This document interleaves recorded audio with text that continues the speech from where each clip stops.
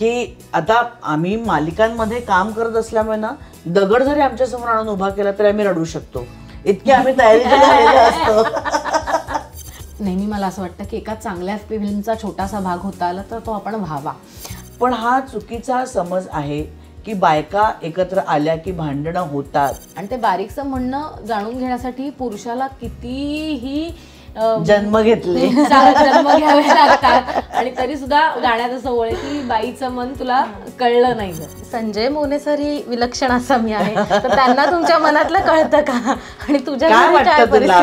म्हणजे असं नाही की फक्त बायकांच्याच मनातलं कळत नाही, तर आपल्यालाही पुरुषांच्या मनातलं कधी कधी कळत नाही, पण आपण बोलून दाखवतो ना भडाभडा, ते व्यक्तच होत नाही.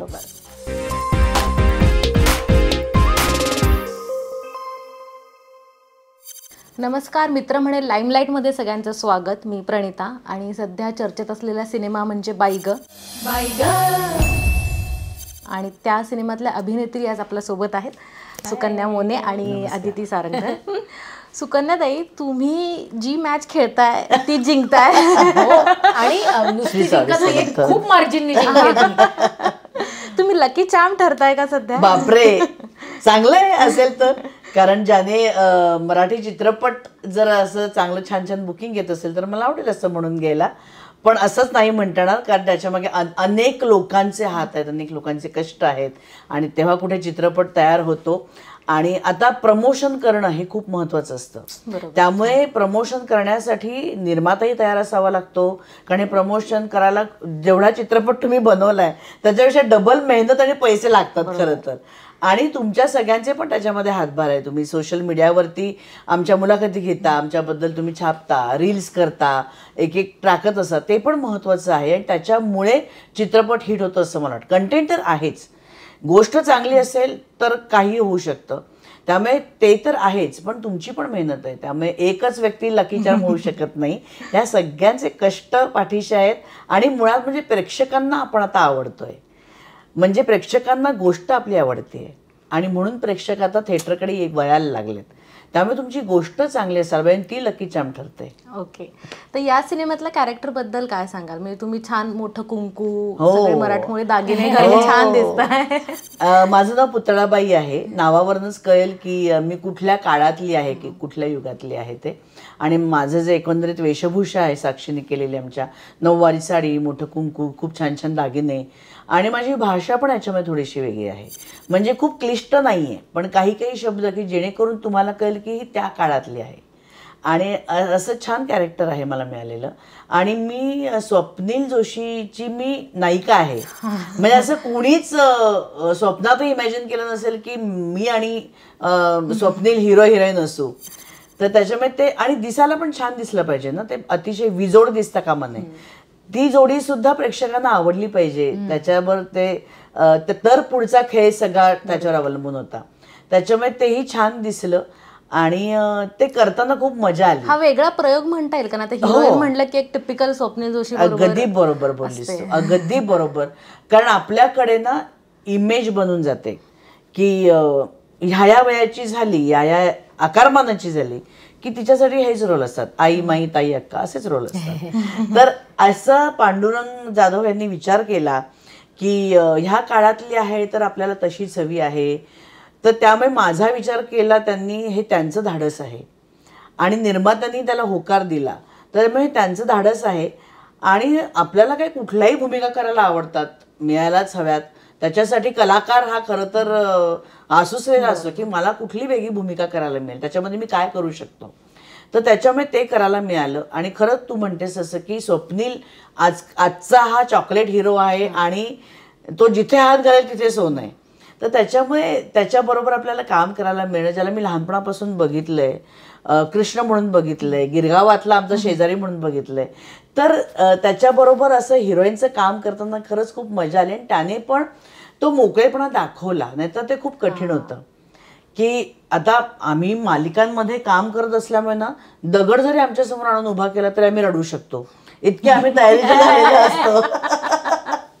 पण जेव्हा आपल्या पुढे स्वप्नील सारखा एक कलाकार उभा असतो, त्यावेळेला त्या प्रेमाच्या भावना डोळ्यात आणणं, आणि त्या काळातलं असल्यामुळे कसं की हातात हात धरून मिठ्या म्हणून असं नव्हतं हे, तर ते डोळ्यातनं आपल्याला व्यक्त करायचं आहे, आपल्या एकंदरीत देहबोलीतून आपल्याला ते प्रेम व्यक्त करायचं आहे, ते अव्यक्त प्रेम आहे. तर ते आपण कसं करू शकू? किंवा पांडुरंग सरांनी आम्हाला एक त्याच्यात लाईन आखून दिली आहे की हे जर कॉमेडीच्या मार्गाने गेलं असतं ना तर ते आवडलं नसतं. तर त्या काळाचं भान ठेवूनच ते मला करायचं होतं किंवा त्याला करायचं होतं. तो ह्याच जगातला आहे ना, तो त्या जगातला नाही आहे, तो ह्याच जगातला आहे आणि मी त्या जगातली आहे. तर हे जे समीकरण आहे ना ते छान जुळलं गेलं पाहिजे, तर ते चांगलं वाटलं असं ते झालं. कारण तो पण तितक्याच ताकदीचा कलाकार आहे. त्यामुळे ते आम्हाला आणि मुळात एक तर रीडिंगच्याच वेळेला आम्ही सगळे एकमेकांबरोबर खुल्लो होतो आणि पांडुरंग सरांनी आम्हाला ती मुभा दिली होती की तुम्हाला याच्यामध्ये अजून काय ॲड करावं असं वाटतंय का, किंवा असं वाटतंय का की हा एखादा भाग नको आहे तर आपण तो विचार करून काढून टाकू.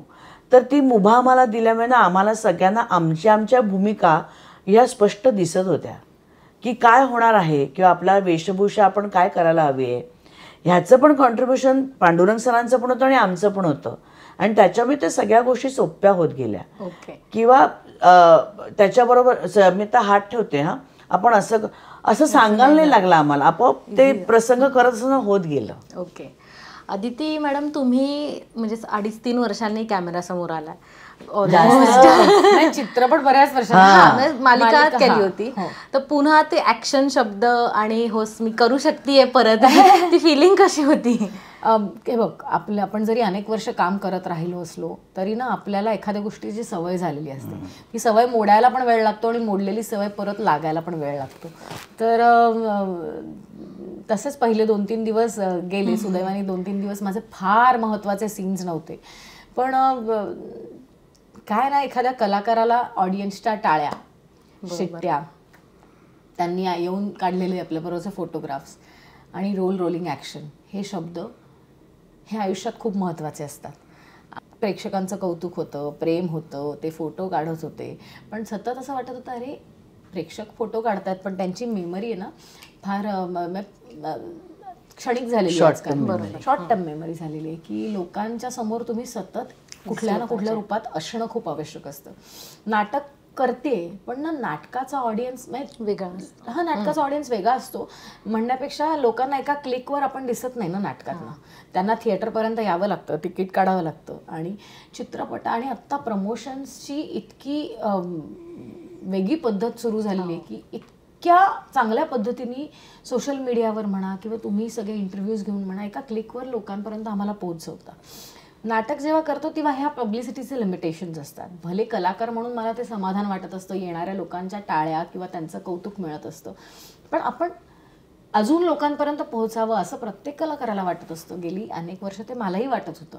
आणि आज या निमित्ताने मला इतकी मजा येते, म्हणजे थकायला होतंय.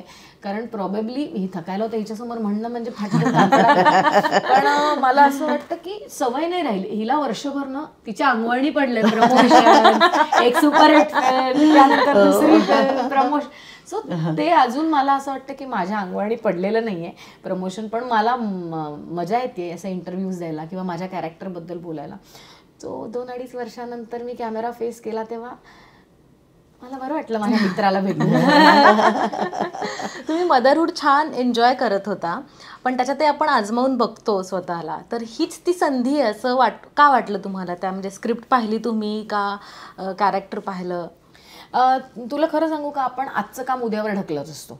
तर मी ते तसंच ढकलायचा प्रयत्न करत होते, पण ह्यांनी मला पुल केलं आणि ते उद्याचं काम माझं कालवर केलं.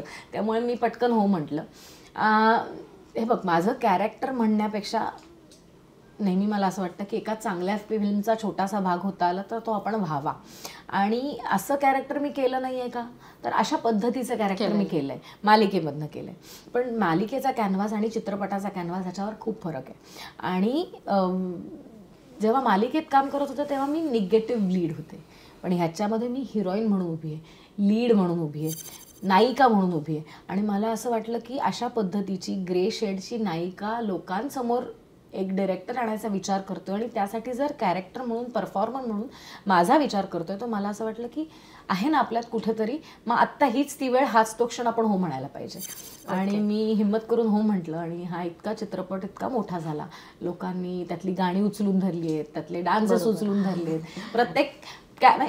प्रत्येक कॅरेक्टरशी प्रत्येक वयातल्या किंवा गटातल्या लोकांचं कोणाला तरी अच्छा मी हिच्यासारखी वाटते, मी अच्छा माझ्यामध्ये थोडासा असा आगाऊपणा आहे, तो असावरीशी पण कुठेतरी लोक अच्छा थोडंसं मी अशी आहे.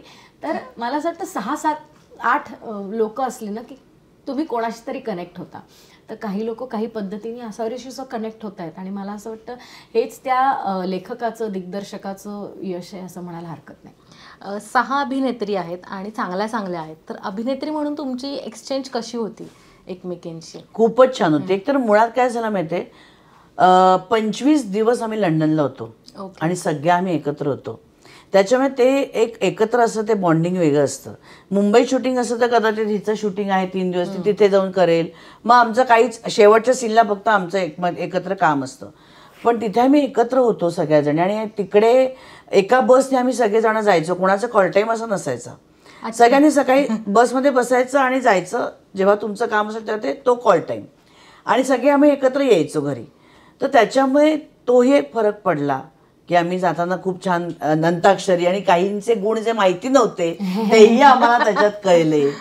तर त्याच्यामुळे ते एक छान होतं. आणि मुख्य म्हणजे ना प्रत्येकीची बलस्थानं वेगळी आहेत आणि प्रत्येकीचं काय आहे, भूमिका काय आहे किंवा कुठपर्यंत तिची मजल आहे सगळ्यांनाच माहिती होतं. त्यामुळे आपापल्यापर्यंत प्रत्येकजण मेहनत करत होतं. त्यामुळे कुठेही मत्सर नव्हता किंवा प्रत्येकाची वेशभूषा वेगळी होती. त्यामुळे माझ्यापेक्षा हिला का तू छान ड्रेस दिलेस असं कधीच कोणी म्हटलं नाही, कारण प्रत्येकाची वेशभूषा वेगळी आहे, प्रत्येकाची हेअरस्टाईल वेगळी आहे, मेकअप वेगळा आहे. त्याच्यामुळे असं कधीच कोणाला वाटलं नाही. प्रत्येकजण तेवढंच तुम्हाला दिसलंय सिनेमामध्ये. तर त्याच्यामुळे आणि उलट आम्ही एकमेकांना सजेशन द्यायचो की नाही तू ह्याच्यापेक्षा तो ड्रेस घाल, तो जास्त छान दिसेल. कुठूनही ना चित्रपट चांगला व्हावा हाच एक हेतू होता प्रत्येकाचा. आणि जेव्हा अशी पॉझिटिव्ह वाईब्स किंवा अशा सकारात्मक विचार करणारे जेव्हा एकत्र येतात ना की आपल्या चित्रपटासाठी आपण हे सगळं करतोय, तेव्हा तो चित्रपट चांगला होतो, छान होतो. म्हणजे फक्त कलाकार नव्हे तर आमच्यासाठी जे काम करणार आहेत, मेकअपमन असू दे किंवा हेअर ड्रेसर असू दे, आमची कॉस्ट्युम डिझायनर साक्षी असू दे किंवा अगदी स्पॉटबॉय सुद्धा, ते पण तितकेच महत्त्वाचे असतात तिकडे. जेव्हा त्यांना असं वाटतं ना की नाही आपला चित्रपट हिट होण्याचे, सुपरहिट होण्याचे, तेव्हा ना ते आपोआप ते होतं छान. तेव्हा ते प्रॉडक्ट आपोआप छान होतं, ती पॉझिटिव्हिटी लागते तिकडे. त्याच्यामुळे सगळ्यांबरोबरचीच आमची नाती खूप छान झाली. किंवा आताचं बघशील प्रमोशनला सगळेजण असे उत्साहात आहेत की हो आम्ही करतो, कुठल्या तारखा हव्यात, आम्ही येतो, कारण हा आता या प्रोफेशनचा एक भाग झालाय. बरोबर. तर जसं आपण म्हणतो की एक्सटेंडेड फॅमिली आहे माझी, तसं ते आहे. त्याच्यामुळे सगळेजण उत्साही आहेत की नाही आपला चित्रपट आहे, ही भावना आहे प्रत्येकाच्या मनात. की ती फक्त स्वप्नीलचा नाही आहे, फक्त अदितीचा नाही आहे, फक्त नेहाचा नाही आहे, तर आपला सिनेमा आहे. आणि त्यामुळे ते छानच सगळ्यांचं. म्हणजे नाहीतर 6 बायका एकत्र हा सगळ्यांना प्रश्न पडतो खरं तर. पण आता मी तर अशाच सिनेमांमध्ये खरं तर काम केलंय की आधी बाईपणमध्ये पण 6 बहिणी होतो, नाचगा घुमामध्ये पण आम्ही 4 जणी होतो, इथे पण 6 जण. पण हा चुकीचा समज आहे की बायका एकत्र आल्या की भांडणं होतात किंवा असं अजिबात नाहीये. उलट एकमेकींना समजून घेतात, म्हणजे आउट ऑफ वे जाऊन ते समजून घेतात की आता ही आमच्याबरोबर 25 दिवस आपल्या मुलाला सोडून आमच्यावर लंडनला आली होती पहिल्यांदा, पण तिला आम्ही कुठेही जाणवू दिलं नाही किंवा तिला आठवण करून द्यायची नाही. असं आम्ही प्रत्येकाने आपापलं ठरवलं होतं की नाही आपण सगळ्यांनी एकत्र काम करता करता मजा करायची. मजा करायला लंडनला गेलो नव्हतो, काम करता करता आपल्याला जी मजा करता येईल ती आपण करायची. प्रत्येकाचे स्वभाव साधारण आपल्याला कळतात. किंवा आता प्रमोशनच्या वेळेला आमच्या नेहाची आई ही खूप आजारी होती आणि त्यावेळेला आम्हाला असं झालं की प्रकारे नेहा हवी होती प्रमोशनला. मग प्रत्येकजण फोन करून आई कशी आहे, हे कशी आहे, मग तू आणू शकतेस का, आपण इथे काहीतरी करू, पण तू प्रमोशनसाठी हवीस. कारण तिचा सुद्धा अशी प्रमोटी पहिल्यांदाच होती. त्यामुळे असं वाटायचं की आणि उत्कृष्ट डान्स आहे तिचा चित्रपटामध्ये, तर असं वाटायचं की नाही चांगली कलाकार आहे, नव्याने येते, तर ती पण प्रमोट व्हायला पाहिजे. किंवा आता दीप्ती आहे, तिची आई पण आता आजारी आहे, तिच्या पण डोळ्यांचं ऑपरेशन होत आहे. तर असं झालं की जितकं शक्य आहे तुला तितकी तू ये, आपण काहीतरी ॲडजस्ट करू. त्यामुळे ही भावना प्रत्येकाची आहे की नाही, हे आपल्याबरोबर सगळे आहेत ना, ते आपण सगळ्यांनी एकत्र प्रमोट व्हायला पाहिजे, चित्रपटासाठी व्हायला पाहिजे. त्यामुळे कुणाच्याही मनात असूया नाही, एकमेकांबद्दल प्रेम आहे किंवा प्रत्येकानेच पुढे जायला पाहिजे, ही ज्या भावना असते ना, तेव्हा काही भांडणं होत नाहीत कुणामध्ये. त्यामुळे हा चुकीचा समज आहे की बायका एकत्र आल्या की भांडणं होतात, आणि आम्हाला तर कधीच कुठे जाणवलं नाही. मतभेद असू शकतात पण भांडणं नाही होत. आणि आजकाल ना सगळेजण इतके प्रोफेशनल झालेत ना गं, की तुम्हाला काय करायचंय, तुम्हाला किती करायचंय आणि तुम्हाला काय करायचं नाही हे सगळ्यांना माहिती आहे. त्यामुळे जेव्हा आपण चित्रपट करतो किंवा एखादा प्रोजेक्ट करतो तेव्हा ती त्या क्षणाची फॅमिली असते, आणि फॅमिलीने आपण असं म्हणतो ना की एक मील तरी एकत्र घेतलं पाहिजे. तर आम्ही तिथे लंडनमध्ये ब्रेकफास्ट एकत्र घ्यायचो, लंच एकत्र घ्यायचो, डिनर एकत्र घ्यायचो. सो आम्ही तिन्ही मील फॅमिली म्हणून एकत्र घ्यायचो. त्यामुळे प्रश्न त्या टेबलावर सुटायचे. So we had so much of fun working together.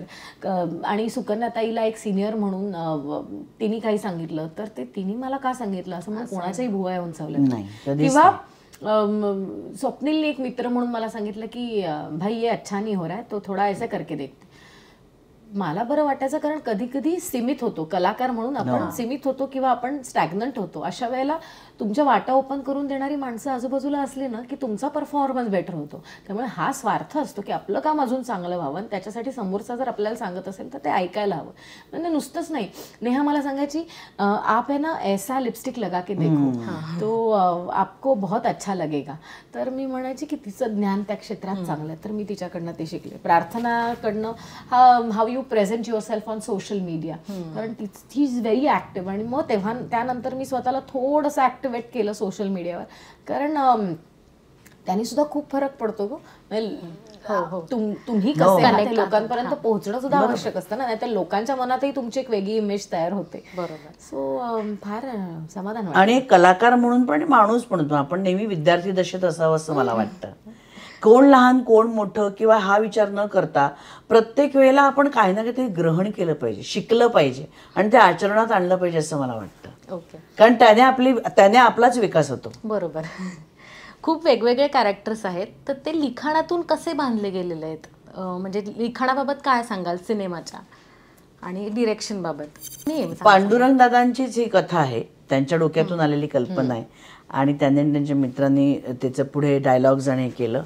खूप छान आणि वेगळ्या पद्धतीनं केलं. म्हणजे कुठेही तो फ्लॅशबॅक असं दाखवलेलं नाही आहे किंवा तर मी त्या काळातल्या म्हणून आमचं फक्त ब्लॅक अँड व्हाईटच आहे किंवा त्याचा पण वेश तसाच आहे किंवा मग त्याला मी दिसते पण बाकीच्यांना मी दिसत नाही असं केलेलं नाही आहे. ओके. हां, तर ते खूप वेगळ्या पद्धतीने आणले की तो ह्या जगातलाच आहे आणि आम्ही त्या आहोत वेगळ्या जगातल्या, पण आम्ही सुद्धा सगळ्यांना दिसतोय अशी ती फॅन्टसी आहे. एक खूप छान वेगळी फॅन्टसी आहे.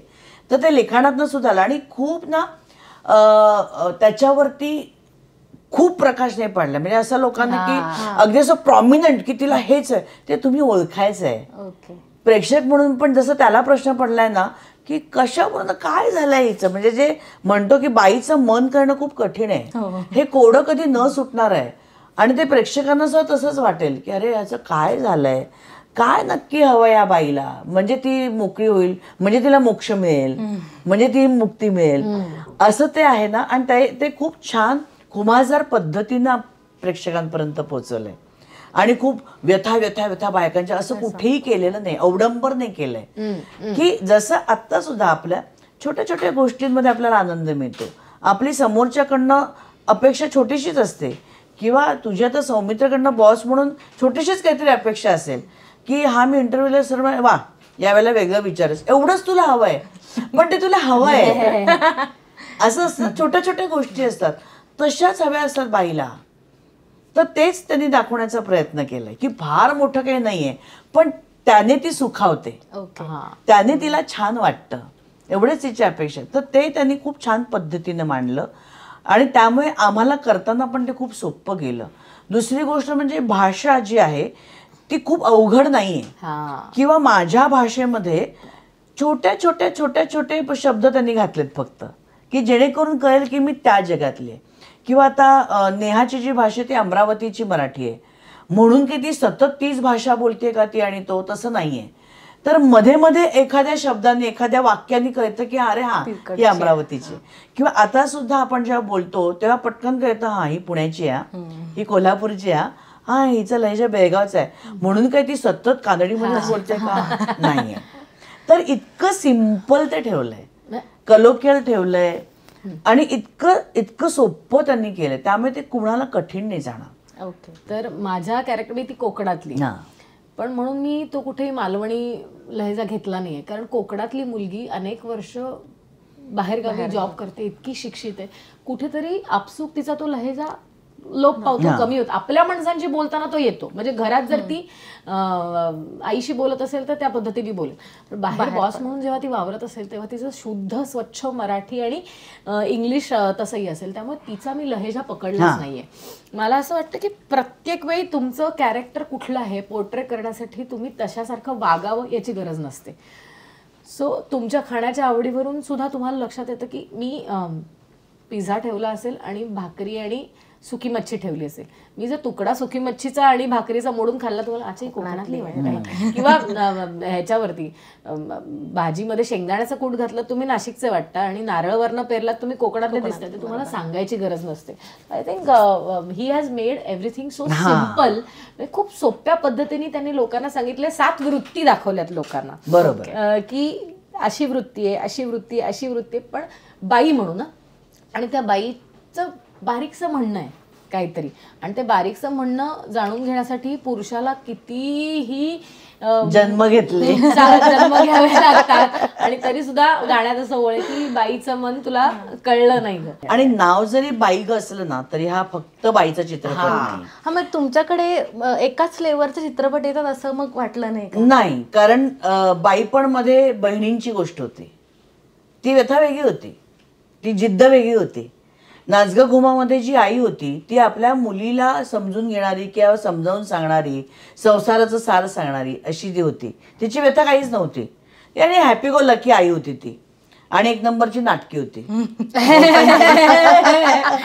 आणि टीव्ही बघताना मला आठवतंय सिरियल बघताना मुलीचा फोन हल्लीची आई होती.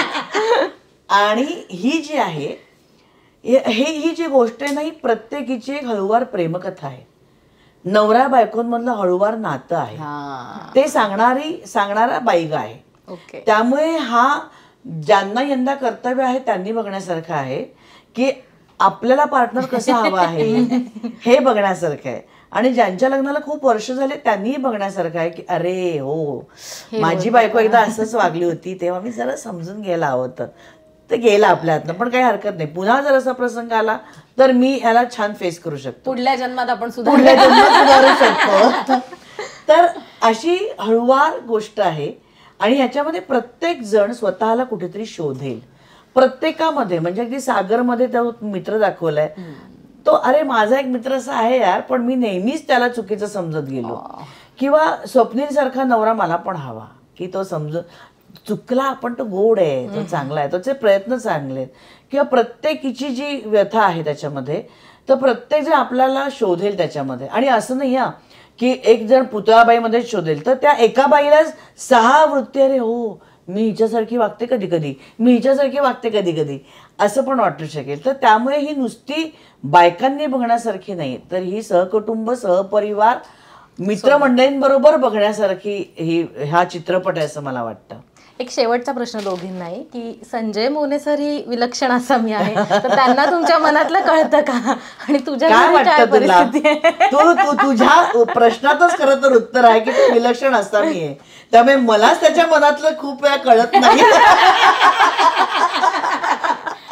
मला ते शोधावं लागतं की अरे काय म्हणायचं. म्हणजे जेव्हा पहिल्याने मला हे कळायचं नाही जेव्हा लग्न झालं तेव्हा, जरी प्रेम वगैरे होतं तरी सुद्धा, की त्याला असं विचारलं की भाजी वाढू का रे, नाही असं उत्तर असायचं.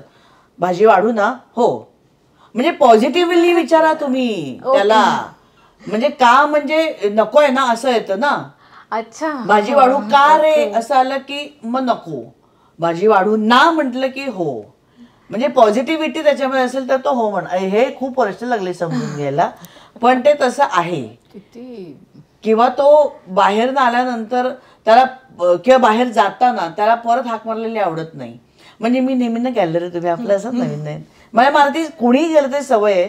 तर मी उभी राहायची, बाय बाय म्हणलं असं का, हे मी आईनं म्हणलं असं का करतो, तसाच आहे तो. मग माझ्या अरे मुलगा म्हणून ठीक आहे ना, पण नवरा म्हणून मला तू हे कर ना. मग मला हळूहळू कळलं की त्याला असं जाताना टोकलेलं आवडत नाही. टोकू नको मला जाताना, काम होत नाही असं त्याचं असतं ते. तर या छोट्या छोट्या गोष्टी त्याच्या आहेत ना, त्या कधी कधी त्या समजायला मला पण वेळ लागला. म्हणजे असं नाही की फक्त बायकांच्याच मनातलं कळत नाही, तर आपल्यालाही पुरुषांच्या मनातलं कधी कधी कळत नाही. पण आपण बोलून दाखवतो ना भडाभडा, ते व्यक्तच होत नाही. ऍक्च्युली सुकुताई म्हणाली तसंच आहे. पण म्हणून आमच्या दिग्दर्शकांना आम्ही सांगितलंय की हा बायकांच्या मनातलं ओळखणारा तुम्ही बाईक काढला, तर आता बाबा रे बापरे असा चित्रपट काढा, जेणेकरून पुरुषांच्या मनातलं काय चालू आहे हे आम्हाला फक्त त्यांच्या नजरेतनं किंवा वागण्यातनं पटकन कळेल. सो आमच्यासाठी आयुष्य सोपं करून टाकणारा एक चित्रपट आता काढूया. तर 12 जुलैला हा सिनेमा येतोय, तर चित्रपटगृहात जाऊन नक्की बघा आणि तुम्हाला खूप खूप शुभेच्छा. मी नेहमी असं म्हणते 12 जुलै पासून असं म्हणते, नाहीतर एकच दिवस आला असं वाटतं. ओके 12 जुलै 12 जुलै पासून संपूर्ण महाराष्ट्रात बाईग हा आमचा चित्रपट प्रदर्शित होतो आहे. आणि आता तो आमचा आहे, पण त्याच्यानंतर तो आपला सिनेमा होणार आहे. तर चित्रपटगृहात जाऊनच बघा. आणि कुठेही तुमच्या फोनवरती पायरेटेड कॉपी आली तर ती डिलीट करा. आणि जे तुम्हाला पाठवतात त्यांना सुद्धा सांगा की असं फॉरवर्ड करू नका. सिनेमा कोणताही असू कारण कुठलाही असू दे, मराठी चित्रपट, हिंदी चित्रपट, कुठलाही असू दे, कारण एक चित्रपट बनवण्यासाठी खूप लोक पाठीशी असतात, खूप जणांचे कष्ट लागलेले असतात, खूप जणांचे पैसे लागलेले असतात, खूप जणांची डोकी लागलेली असतात. त्याच्यामुळे जेव्हा बॉक्स ऑफिसवरती हाऊसफुल ही पाठी लागते ना, तेव्हा त्यांचं श्रमांचं चीज झाल्यासारखं वाटतं. त्याच्यामुळे आणि तुम्ही आल्याशिवाय आमचा सिनेमा हा सुपरहिट होऊच शकत नाही. त्यामुळे प्रेक्षकांनी ते चित्रपटगृहात जाऊनच चित्रपट बघावा अशी मनोमन इच्छा आहे. Yes, thank you very much. धन्यवाद. थँक्यू.